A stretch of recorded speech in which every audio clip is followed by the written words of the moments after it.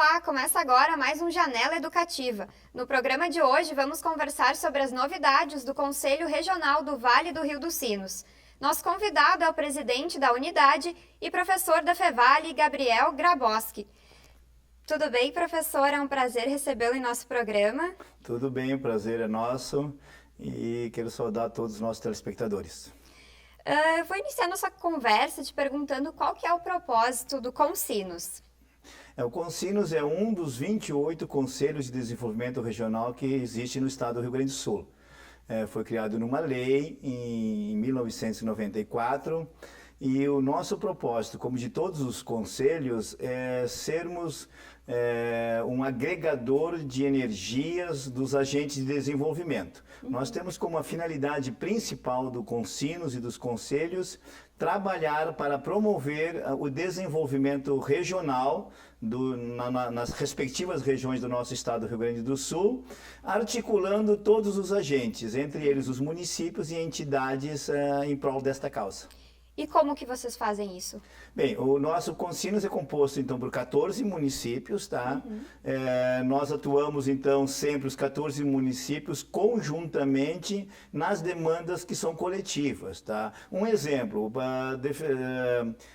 instalar na nossa região um hospital regional. Ao invés de cada município ter esta demanda isoladamente, nós articulamos essa demanda na região e todos os municípios trabalham em prol dessa causa. Então, são geralmente agendas que unem todos os municípios, nós articulamos isso, nos reunimos, deliberamos e fazemos toda uma relação política, por exemplo, com o governo do estado para conseguir esses pleitos que nós temos. Tá? Para isso, nós temos o que a gente chama planejamento estratégico do Conselho de Desenvolvimento Regional, quer dizer, são ações de interesse comum que todos trabalhamos de forma articulada e integrada. E o que se leva em conta nessas horas? Geralmente é o interesse comum das regiões, tá? Então tem que ser assuntos que beneficiem todos os municípios, que beneficiem todas as regiões, ou áreas que são comuns. Por exemplo, aqui a questão ambiental, a questão do Rio dos Sinos, nós temos inclusive um consórcio de articulação em torno disso. E aí a agricultura familiar, a questão da energia, enfim, a própria questão da ciência, da tecnologia nas nossas universidades. Então são temas de interesse comum, seja dos municípios, mas também das entidades sociais, dos trabalhadores e das universidades também. E qual a importância de ter o Consinos aqui dentro da instituição? Bom, a Fevale, ela é uma universidade regional. Nós, inclusive, nos propugnamos como uma universidade comunitária, regional e inovadora. Então, eu diria assim, está na nossa missão, está até na nossa responsabilidade trabalhar com estes municípios em torno de uma agenda que a universidade mesmo é um dos agentes principais. Regiões onde tem uma universidade como a Fevale, acabam se desenvolvendo, inclusive, mais do que as regiões que, por exemplo, não têm universidades. Eu diria que é a nossa missão e a nossa visão também como universidade comunitária. E como que é trabalhar com esse lance de aprovar, de decidir quais os projetos que vão receber benefícios do governo? Um dos principais mecanismos que nós temos e que o Consinos que coordena é a consulta popular, que aqui no Rio Grande do Sul já vem sendo desenvolvida por vários governos nos últimos anos. Então, por exemplo, agora em agosto, inclusive ocorreu a consulta popular deste ano, onde nós nos reunimos e todos os municípios de comum acordo elegemos um conjunto de projetos para cada município nas áreas que tinha recurso, no caso, educação, saúde e desenvolvimento regional, agricultura, agroindústria, e organizamos a consulta popular, que foi a votação para eleger essas demandas. O nosso Consinos foi o segundo consórcio que teve maior participação.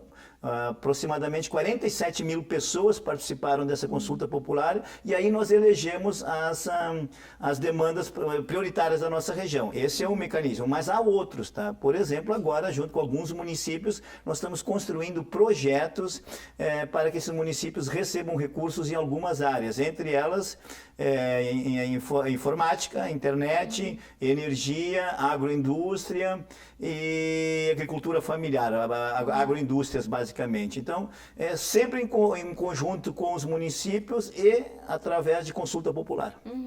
Tem alguma área que o senhor ainda sente que ainda estamos carentes de projetos? Não, obviamente, o nosso Estado tem demandas, vamos dizer assim, bastante amplas, tá? Mas na nossa região, fundamentalmente, eu acho que o acesso ainda ao ensino superior continua sendo um desafio. Nós temos muitos jovens ainda sem entrar na universidade, apesar de termos aqui Fevale, Unicinos, Unila Salle e outras universidades, essa é uma demanda. Desenvolver a pesquisa, a tecnologia e a inovação também é outra demanda que nos desafia bastante, tá? Além das questões sociais, que nós sabemos que são bastante desafiadoras aqui na nossa região. Nós temos, por exemplo, alto índice ainda de violência, que precisamos ter ações em relação a isso, ou aumentar a segurança pública. Nós temos um problema da poluição dos nossos rios aqui, ou do nosso principal rio, que é o Rio dos Sinos.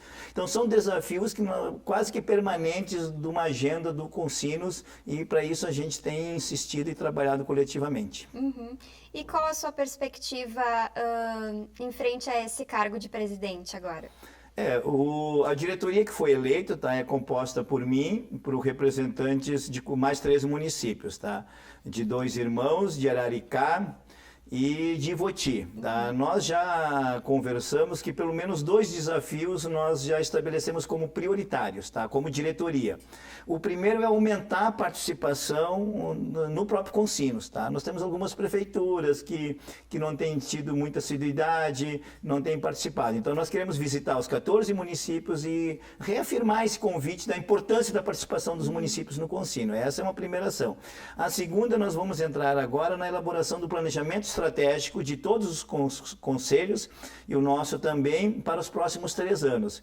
Então essa vai ser uma ação prioritária. Para isso, inclusive, temos agora um seminário em Bagé com todos os conselhos, onde que vamos discutir com o governo do estado do Rio Grande do Sul uma liberação de recursos para que a gente construa esse planejamento estratégico de uma forma muito rápida. Inclusive está previsto para começar ainda neste ano de 2015.